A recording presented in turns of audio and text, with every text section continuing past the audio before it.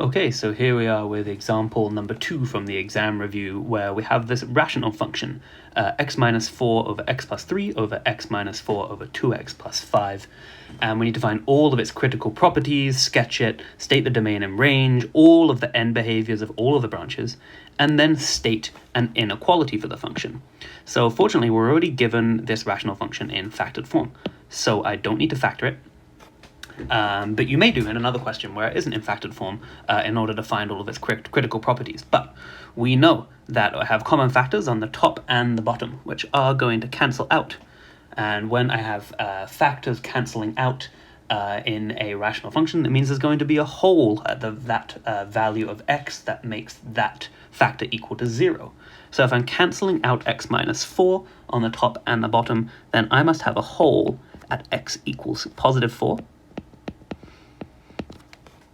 And I don't just want to say where the hole is based on x, I also want to find the y-coordinate of that hole as well. So when I do want to put that x equals 4 back into this function once I've simplified it. So let's actually keep simplifying this function. When I cancel out my x minus 4s, I'm going to end up with x plus 3 over 2x plus 5. So in order to find the y-coordinate of this hole, I need to plug in x equals 4 into g of x, now simplified, in order to find the location of the hole. So I have y equals x plus 3 over 2x plus 5. I'm going to plug in 4 for my x's.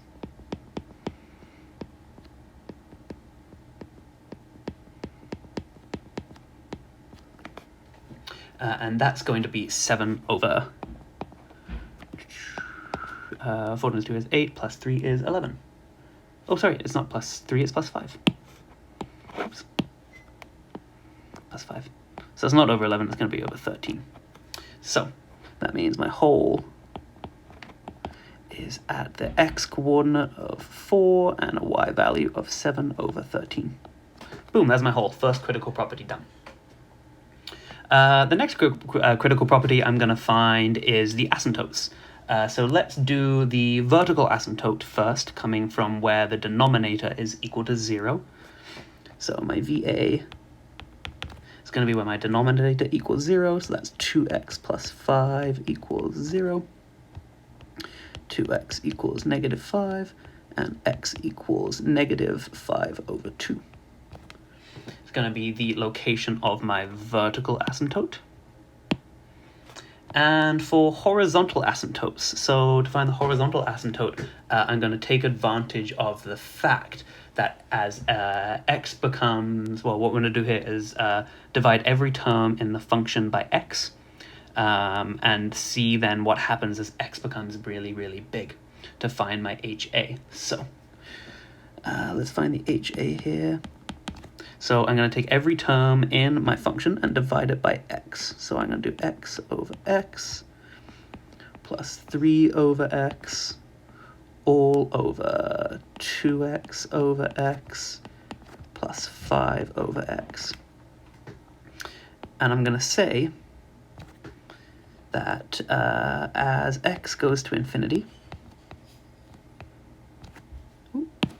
as x goes to infinity, 1 over x goes to 0. So now I'm going to have 1 plus 0 over 2 plus 0. So my HA is going to be at 1 over 2.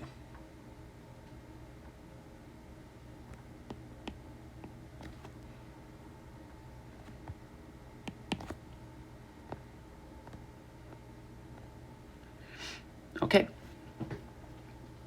So my horizontal, that's y. Is it y equals 1 over 2, and my vertical asymptote at x equals negative 5 over 2. Wonderful, okay. What do I need to find next? Let's go for intercepts. If we're going to sketch a graph of this function, we're also going to need to find its intercepts. So my y-int, there goes the screen. My y-intercept, so as always, I'm going to plug in x is equal to 0.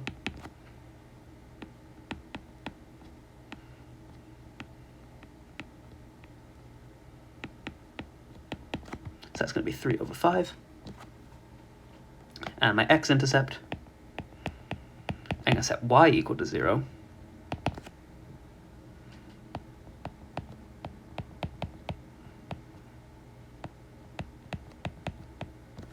Multiply both sides by 2x plus 5. 2x plus 5 times 0 is 0. So I'm going to get 0 equals x plus 3.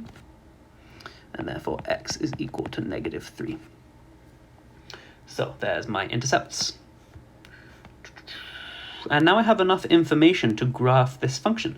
So I'd recommend whenever you're graphing rational functions such as this, start with your intercepts. Sorry, start with your, telling fibs. Don't start with your intercepts. Start with your asymptotes will be helpful. So I have a vertical asymptote at x equals negative 5 over 2, which is a negative 2.5.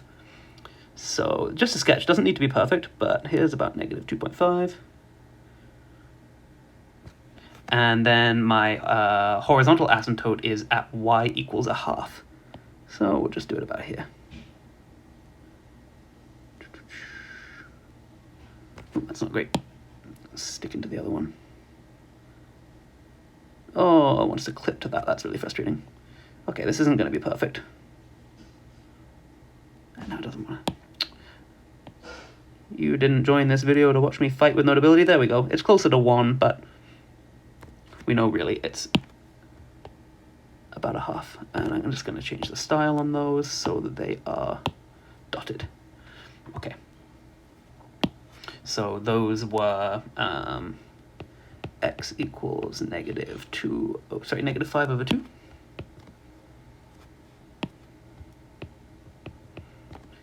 And y equals 1 over 2. There's our asymptotes. Let's do the intercepts next. That'll help us figure out what sides of the function, the branches of the function are going to be.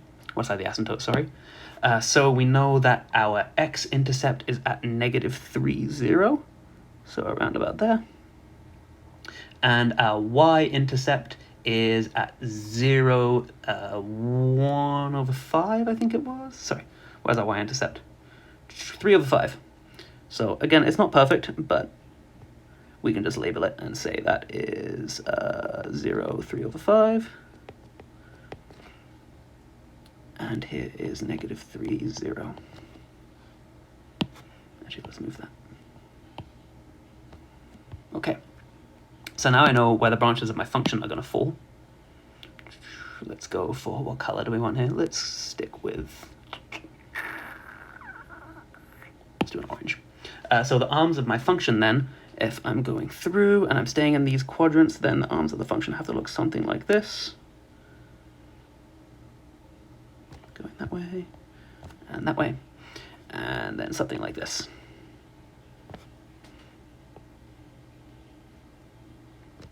Going towards, but never touching the asymptotes.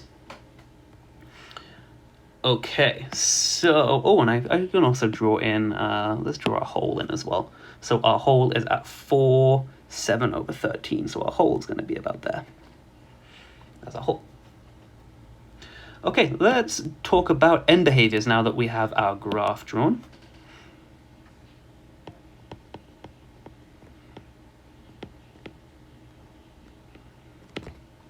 So our classic end behaviors are going to be as x goes to infinity, what's happening. So we can see here that as we become, as x becomes really positive, y is going to approach the horizontal asymptote at 1 over 2. And actually same going in the other direction as well. As x goes to negative infinity, going off to the left, y is also going to 1 over 2. And then since it says, the question says end behavior of all branches, let's also discuss the behavior of the branches heading towards the vertical asymptote, just to review those as well. So we also have around those asymptotes as x goes to negative 3 over 5 is the location of, sorry, negative 5 over 2. As x goes to negative 5 over 2, and let's say this time we'll look at it first from the right. So that's from the plus. We're coming at this from the right-hand side of the vertical asymptote. We can see that that branch is going all the way up. So as we approach negative 5 over 2 from the right with a positive sign, y is going to infinity. And as we approach x equals negative 5 over 2 from the left, y is going down, the branch is going down forever to negative infinity. So there's our end behavior of all branches. Next, let's go for the domain and the range. Domain and range. So the domain is going to be restricted. The x values we can't touch are going to be restricted by the x-coordinate of the hole and the vertical asymptote. So x is going to be some element of the real.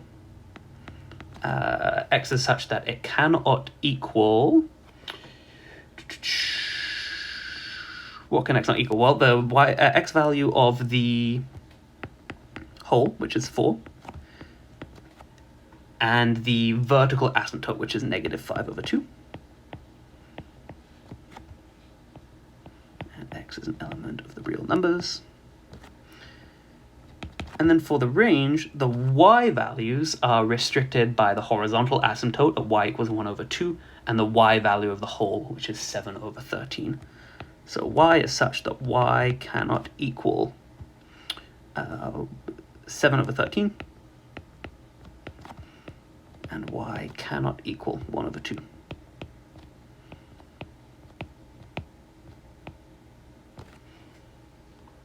And the last thing we need to do here is state an inequality.